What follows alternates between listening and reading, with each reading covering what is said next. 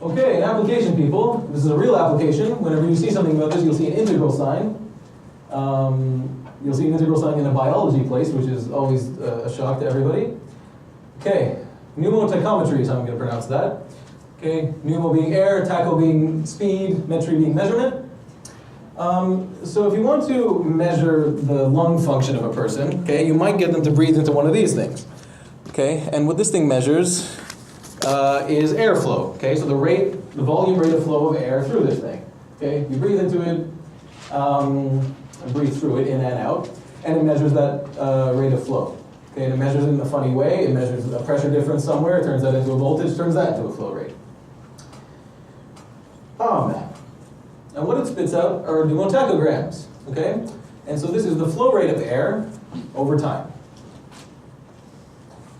Now the thing is, if what you care about is how much air has been moved, so the net movement of air, or you care about how much air is in the lungs at this moment, that's not all you need, right? That's the flow rate. To get the amount of air moved, or the volume of air in the lungs, you need to integrate. It's one of these things. It's net change is equal to the integral of the rate of change.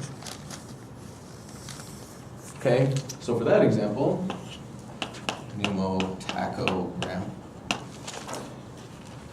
you'd say something like this. The net change in volume of air is equal to the integral over time of the volume flow rate of air.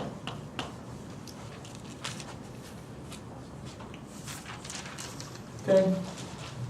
And so if you're up to that kind of thing, you could fit a function to this and then integrate that function, or more likely what you're going to do is you're going to numerically do something. You're going to put rectangles under it, add up the areas of the rectangles, trapezoids, something like that.